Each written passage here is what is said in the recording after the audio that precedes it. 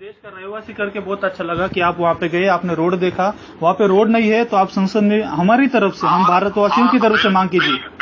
बिल्कुल परवीन, 100%। हम नेक्स्ट 2 दिन में सुनना चाहते हैं कि ओवैसी साहब ने ऐसे भी कहा है कि छत्रपति शिवाजी महाराज के फोर्ट पे जाने के लिए अच्छा रोड चाहिए। एक मिनट, पार्लियामेंट अभी बंद है, 25 अप्रैल से शुरू होगा। ओके, चलेगा ना सर, नो प्रॉब्लम। आप कहेंगे वैसे, आप जाएंगे तो हमारी तरफ से मैं ऐसा कहना चाहता हूँ, आप वो काम कीजिए। और मैं ऐसे भी कहना चाहता हूँ कि भारत माता की जय, ये नारा उन्होंने लगाया सर, आपको अच्छा पता रहेगा मैटर से भी, कि जब हम लोग सोल्जर जब बॉर्डर पे रहते हैं तो किसी ना किसी देवता का, उनका जो भी जल्लोषपूर्ण ऐसा कोई घोषणा है वो लेते हैं तो उनको खुद को अच्छा लगता है, उनको खुद को स्पिरिट आता है। राइट ना सर? आता है कि नहीं आता है सर? परवीन मेरी बात सुनो, आपको अच्छा लगता है ना, प्लीज लगाओ, मैं आपको रोक नहीं रहा हूँ। मैं आपसे इतना ही मुझे प्रेशराइज और फोर्स मत करिए। अगर मैं नहीं लगाता हूँ तो मुझे चाहिए कि मैं इस देश से मोहब्बत नहीं करता हूँ। क्या लड़ाई में मुसलमान हिंदुस्तान की आर्मी से अल्लाह अकबर का नारा लगाकर पाकिस्तानियों को नहीं मारे? मारना चाहिए, उनको तो ठोकना ही चाहिए, वो तो अलग बात है। अरे मारे ना भाई, आपकी हमारी फौज में मुसलमान भी है, वो अल्लाह अकबर। मैं जानता हूँ आर्टिलरी सेक्शन जो हमारे 2 कारगिल पर हैदराबाद के बच्चे थे उसमें। सर अभी मैं करेक्ट सर, आप एकदम करेक्ट बात कर रहे हो। अभी मुझे एक क्वेश्चन आता है कि अल्लाह अकबर ऐसे संविधान में लिखा है क्या कि वो नारा देना चाहिए? नहीं लिखा। करेक्ट तो नहीं देना चाहिए, तभी भी हम वो लोग देते हैं कि नहीं देश के लिए? उनको अच्छा लगता है तो देते हैं ना सर। तो भारत माता की जय वैसा ही है, ये संविधान में लिखने की जरूरत नहीं है सर। मेरे माँ को मैं माँ कहूँ ऐसे लिखा नहीं है, पर माँ कहना पड़ता है। परवीन देखो, आपको अच्छा लगता है, आप बोलो भाई। मुझे जय हिंद कहने पे अच्छा लगता है, हिंदुस्तान जिंदाबाद कहने पे अच्छा लगता है। इसमें आपको तकलीफ क्या है बोलो? मुझे तकलीफ बिल्कुल कुछ नहीं है, मुझे इतना ही कहना है कि आपने सर जिस तरीके से कहा, आपके वारिस पठान ने जिस तरीके से उसका आंसर दिया, आपके ही लोग ऐसे मुझे पहनने के लिए बहुत बुरा लग रहा है सर। सुनिए ना सर, सुनिए sir, let me clear sir please. आज फर्स्ट टाइम आपसे बात कर रहा हूँ, बहुत अच्छा लग रहा है, बहुत बड़े आदमी के साथ बात कर रहा हूँ और कुछ अच्छा चर्चा चल रही है। आप शायद उसके ऊपर कुछ जाकर संविधान में कहेंगे शिवाजी महाराज के लिए, बट मुझे ऐसा लगता है आपके ही कुछ लोग आकर बोलते हैं कि हम लोग वंदे मातरम नहीं कहेंगे। अभी आपने कहा कि परम पूज्य गांधी जी को, जिन्होंने बहुत बड़ा योगदान दिया है, उनके ही साथ आपके ही लोगों ने जाकर बात की थी कि वंदे मातरम की घोषणा देनी चाहिए। फिर आपके लोग जब जाकर बोलते कि हम लोग वंदे मातरम नहीं कहेंगे, तो राष्ट्र का अपमान नहीं होता है क्या सर? हाँ, तो आप उनको बता सकते हैं ना सर, संविधान में जाकर आप वंदे मातरम नहीं बोलेगा ऐसे कोई रहेगा तो वो मुसलमान नहीं है। अच्छा, आप सुन लिए मेरी बात को। आप किसी हिस्ट्री के प्रोफेसर से ये बात बोलना है कि असदुद्दीन ओवैसी ने ये बात कही थी 1930 या 32 में, जब नेताजी सुभाष चंद्र बोस कांग्रेस के प्रेसिडेंट थे। हाँ। रविन्द्रनाथ टैगोर ने उनको खत लिखकर कहा ये वंदे मातरम हमारा नेशनल एंथम नहीं बन सकता, इसमें से 4 जो स्टैंजाज है उसको निकालने की जरूरत है। ये एक लेटर है। कांग्रेस पार्टी ने दूसरी बात 1936 में एक रेजोल्यूशन पास किया, वंदे मातरम हमारा नेशनल एंथम नहीं बन सकता, जनगण मन बनेगा। चौथी बात है कि जनगण मन हमारा नेशनल एंथम है। सर खड़े नहीं रहते लोग। अरे बोलिए। सारे जहां से अच्छा और वंदे मातरम हमारा नेशनल सॉन्ग है, नेशनल एंथम जनगण मना है। आप बोल रहे खड़े नहीं होते ना। मैं आपको रिक्वेस्ट करूंगा परवीन के मिनिस्ट्री ऑफ होम अफेयर्स का वेबसाइट पर जाकर देखो, उसका रूल्स रेगुलेशंस लिखा हुआ है कि ऑफिशियल फंक्शन होगा तो उस पर खड़े रहने की जरूरत है। आप देख लो।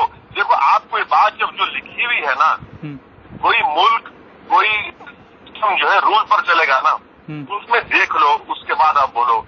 7वीं बात है कि वारिस पठान के बारे में, वारिस पठान स्पीच नहीं दे रहा था, इम्तियाज जलील स्पीच दे रहा था। सर, वो आपके ही 2 बच्चे। अरे सुन मेरे भाई, जरा सुन तो ले, उसके बाद मेरी बात को मान। वारिस पठान से रामदास कदम ने कहा कि दोनों बोले नहीं बोलूंगा, मैं हिंदुस्तान जिंदाबाद बोलूंगा। अब तेरे को बोलो कि इसमें क्या है? मैं कह रहा हूँ कि भाई नेशनलिस्ट हो, मैं नहीं हूँ, मैं हिंदुस्तान जिंदाबाद करना लगाता हूँ, तुम दूसरा नारा लगा रहे, ठीक है, बहुत अच्छा है। यही तो हिंदुस्तान की खुसूसियत है कि यहाँ मुख्तलिफ मजहब के लोग तहजीब कल्चर के माध्यम है। कोई तेलुगु बोलता है, तो कोई मराठी बोलता है, तो कोई तमिल बोलता है, तो कोई बंगाली बोलता है, उड़िया बोलता है। अरे यार, लैंग्वेजेस बोलने वाला मुल्क है दुनिया है। एक लैंग्वेज करेंगे, बताओ तो ये मुल्क कैसे चलेगा फिर? नहीं, आप मुझे बताइए, आप इतना कॉन्स्टिट्यूशन, पॉलिसीज एंड रूल्स की बात कर रहे हैं, तो मुझे ऐसा लगता है इस पॉलिसी में सर ये भी पॉलिसी आती है ना, अभी हमारे देश के जो पॉपुलेशन बढ़ रहा है उसके लिए कानून जो बना गया है, हम दो हमारे दो, तो इसका फॉलो हर एक धर्म के, वो कौन सा भी रहे, वो सबने फॉलो करना चाहिए कि नहीं सर? ये पॉलिसी में आता है कि नहीं sir? Sir I am right और wrong? Sir you tell me, I am right और रॉन्ग? परवीन आप मेरी बात, ऐसा कोई लॉ नहीं है सर। करेक्ट, वो लॉ नहीं रहेगा सर? नहीं, अरे मेरी बात, अच्छा आप अपनी बात कर लिया ना कि चाइना में ये लॉ है, अब चाइना भी लॉ बदल दिया। Correct sir. चाइना ये बोल रहा है, अब चाइना सुनो, अरे मेरी बात तो सुन ले मेरे भाई। चाइना भी रूल बदल दिया कि 2 से ज्यादा बच्चे पैदा करो। मैं आपको शुरू में ही बोला कि 2011 का सेंसस किसी से तुम दिखवा लो, जो मुसलमानों का जो ग्रोथ रेट था 2001 में और 2011 में, वो कम हुआ, 5% कम हुआ है। सर मैं इस तरीके से नहीं बोल सकता कि ग्रोथ रेट कम है ज्यादा है सर, मुझे इतना ही ध्यान में आता है वो कम हो रहा है बढ़ रहा है। सर सुनिए सर, मुझे क्या कहना है सर, मैं आपके साथ हूँ। कितने मुसलमान जानते? अच्छा तुम बोलो, तुम कितने मुसलमान जानते? आपको जानता हूँ काफी ना सर, आप में सब आते। मेरे को छोड़ दो यार, मैं तो बुरा आदमी दुनिया। नहीं बुरा नहीं, आपको तो मैं बाकी को छोड़कर आपके फोन किया, तो मुझे लग रहा है कि सब मिला के आप में ही आते। सर मुझे एक क्वेश्चन था सर, सुनिए ना sir, I have one query, can you please clear? नहीं, अभी तो मेरी बात, मेरी तुम्हारे रिक्वेस्ट है, तुम कितने मुसलमान घर को जानते? 10, 11, 5, 3, 4, कितनों को जानते? 100 तो रहेंगे सर मिनिमम, क्योंकि यहाँ पे अभी तक मैं 27-28 ईयर का हूँ, तो मुझे ऐसा लगता है आज के दिन में इतने सब तो देखे।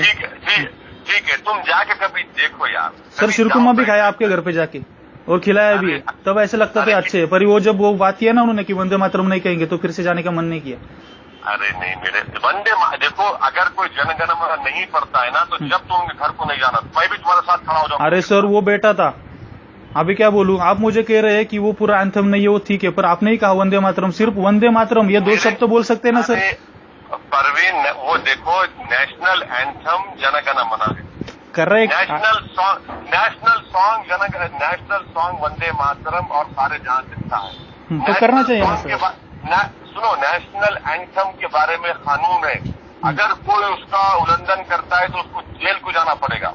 वंदे मातरम सारे जहां के बारे में कोई कानून नहीं है परवीन, तुम समझा करो, मैं तुमको correct, I agree with you sir, you are right, maybe you are right, but sir I have one question कि यदि आगे जाकर कोई वंदे मातरम या फिर वो नेशनल सॉन्ग है, करेक्ट, उसका अपमान करते हैं, या फिर वंदे मातरम ये घोषणा भी, सुनिए ना सर, अपमान नहीं करना चाहिए, करेक्ट, अपमान नहीं करना चाहिए। तो आपका ऐसा कहना है कि वंदे मातरम का अपमान नहीं करना चाहिए, राइट सर?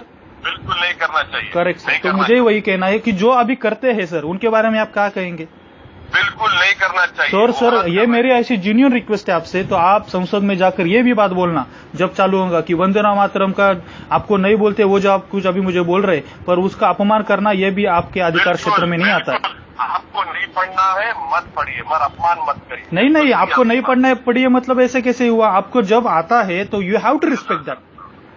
बिल्कुल मैं यही तो कह रहा हूँ कि अगर मैं नहीं पढ़ूंगा तो मेरी इज्जत कम नहीं होगी, मैं पढ़ूंगा तो मेरी सर ये देखिए, अभी भारत माता आप नहीं कहेंगे तो भारत का अपमान होगा या फिर भारत को कुछ ऊंचाई मिलेगी, ऐसी भी कुछ बात नहीं है सर, ये तो नॉर्मल है कि नहीं? भारत बहुत बड़ा मुल्क है। करेक्ट, हिंदुस्तान बहुत बड़ा मुल्क है, पर उसमें ऐसी छोटी बातें आप कुछ करते हैं ना सर? अरे भाई, ये मुल्क तुम्हारे से और मुझसे बड़ा, 56 लोग मेरे जाके चले जाएंगे और इंशाअल्लाह ताला जब तक दुनिया रहेगी ये भारत रहेगा। हिंदुस्तान तब तक रहेगा सर, हिंदुस्तान रहेगा ही, पर ये हिंदुस्तान मुल्क हमें देश में नहीं सर, ये पूरे वर्ल्ड में हमें एक नंबर पे आना है ना, तो आप कह रहे हैं ना उस तरीके से जाएंगे तो एक बहुत बड़ा ऐसा घुमसान ऐसा युद्ध होगा कि जिसके लिए आप जिस तरीके से जा रहे हैं, जिस तरीके से बात कर रहे हैं, आपके भाई ने जो कहा कि 15 मिनट के लिए पुलिस हटा दो, हम लोग हिंदुओं को देख लेंगे, इस तरीके से चलेंगे तो देश कहाँ पे रहेगा सर?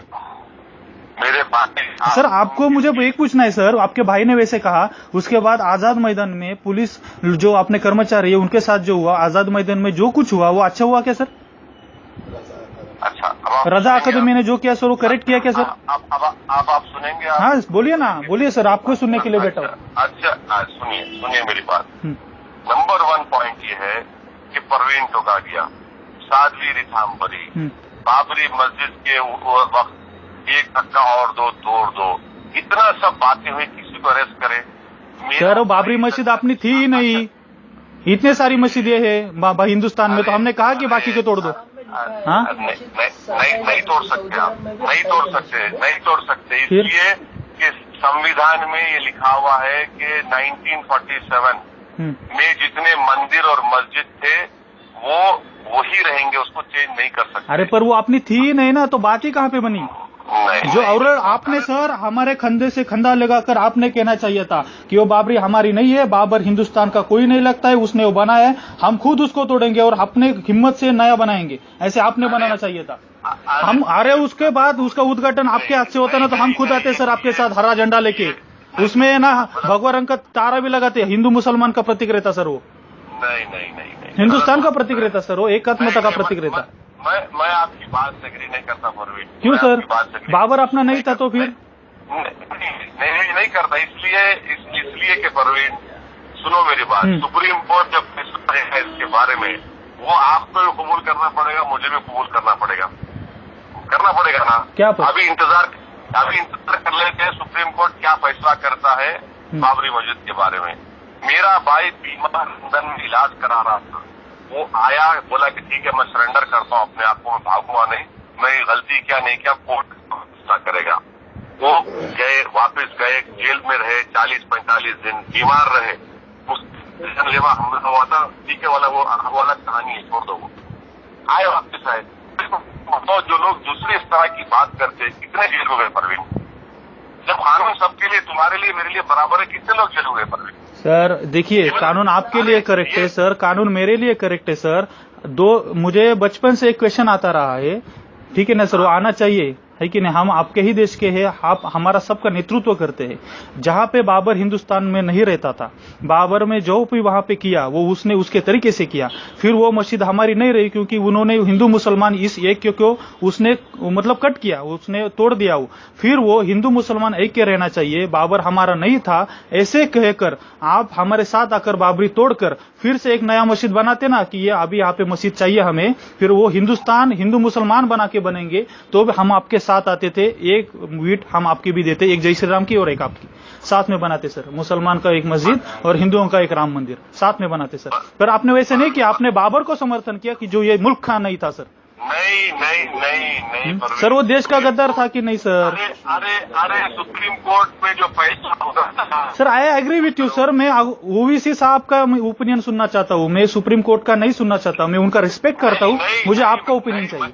नहीं, मेरा ओपिनियन सुप्रीम कोर्ट का ओपिनियन होगा सर, वो करेक्ट है सर, वो सुप्रीम कोर्ट की बात तुमको भी सुनना पड़ेगा सर। मतलब आपने अभी कहा कि भारत माता की जय नहीं कहूंगा, तो सुप्रीम कोर्ट का ओपिनियन हुआ क्या?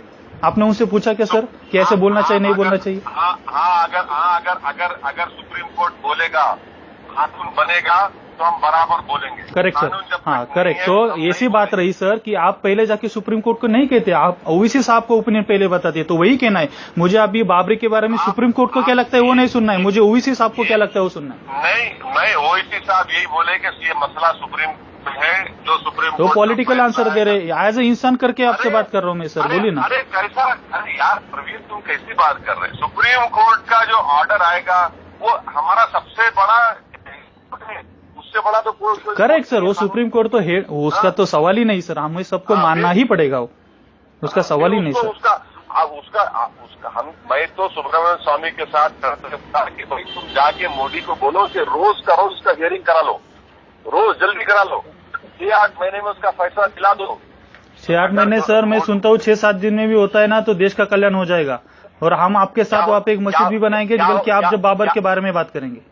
क्या होगा अगर 6-8 दिन में हो जाएगा तो? नहीं, आप जो कह रहे हैं ना, जो भी व्हाटएवर जो कुछ कंक्लूजन आता है सुप्रीम कोर्ट से, वो 6-7 महीने में जल्दी होना है तो अपने हम सब के लिए अच्छा है, करेक्ट। तो मैं कहता हूँ कि जल्दी से जल्दी हो जाए वो। अरे मेरे दोस्त, तो आप लिखिए, आप मोदी सरकार को लिखिए कि भैया इसको रोज का डे टू डे हियरिंग कराओ सुप्रीम कोर्ट में। सर वो तो बोलेंगे ना सर, जब आते हैं, जब हमारे पास हर कोई चीज, जैसे मैं आपके साथ बात कर रहा हूँ वैसे उनके साथ भी कर सकता हूँ, उनका नंबर आता है, हम बात करते हैं उनसे, जो भी कोई रहे। हाँ तो करते हैं कि नहीं सर? तो मुझे यही कहना है। बोलिए। आप बोलो उनको कि हमारी बात ओवीसी से हुई थी, ओवीसी ने हमको कहा डे टू डे हियरिंग। नहीं, ओवीसी ने कहा इसलिए नहीं कहूंगा, ये मुझे लगता है इसलिए कहूंगा सर, क्योंकि मेरा स्वतंत्र अधिकार बनता है इस लोकशाही में, इसलिए कहूंगा सर। बिल्कुल बिल्कुल आप बात सही कह रहे हैं। आप यही कहिए, बिल्कुल कहिए आप। आपका स्वतंत्र अधिकार है।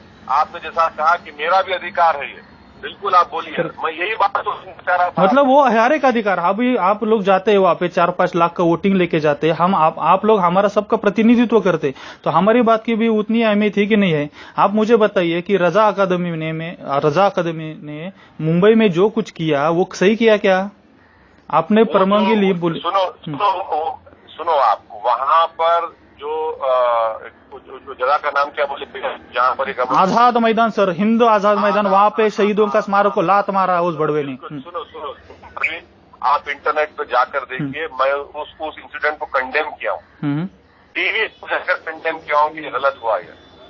आप जाकर देखो सर, करेक्ट ने गलत किया है ना, तो यही। अरे मेरे दोस्त, अगर वो मैं कंडेम नहीं किया हूँ तो तुम मेरे को दोबारा फोन करके बोलना है कि मैं तुम्हारा फोन उठाऊंगा। मैं आप सेव करो सर प्लीज, वो अच्छा रहेगा। मैं आपको कभी मेरे को क्यूरी आती है, आपसे बात करना चाहूंगा। हाँ बिल्कुल करो बॉस, बिल्कुल करो। आप और हम अग्री नहीं कर सकते तो क्या बात नहीं कर सकते? जरूर बात कर सकते। हाँ बिल्कुल। ओके बॉस, चलो अभी हाईवे पे हूँ मैं, आपसे बात करके खुशी हुई। चलो जी सर, वो वंदे मातरम सर प्लीज ध्यान में रखना, और आज वो आप बोलना प्लीज। उसकी बेइज्जती नहीं होनी चाहिए। हाँ, वो आप ऐसे ही बोलो कि वंदे मातरम की बेइज्जती नहीं होनी चाहिए, इतना आवाज मैं सुनना चाहता हूँ संविधान से, आपके मुंह से sir. I will respect you, मुझे मन में बहुत रिस्पेक्ट आएगा आपके बारे में। परवीन, मैं कोई चीज नहीं बोलूंगा तो इसका मतलब ये है कि तुम्हारी बेइज्जती करना करेक्ट नहीं। मुझे इतना ही कहता है कि ओवैसी साहब के बारे में इतने अभी 100 लोग बोल रहे हैं, तो ओवैसी साहब ऐसे भी कहते हैं कि वंदे मातरम बोलना गलत नहीं है, आप उसका रिस्पेक्ट करना चाहिए, एटलीस्ट इतना बोलेंगे तो भी चलेगा। सुनो, कोई नहीं बोलता है, कोई बोलता है, मजबूर मत करो, मगर डिसरिस्पेक्ट मत करो किसी का। करेक्ट, तो डिसरिस्पेक्ट करो, इतना ही कहेंगे तो भी चलेगा सर, वो भी चलता है। बिल्कुल। ओके सर, जय हिंद सर, भारत माता की जय। जय हिंद, जय हिंद, भारत माता की जय सर।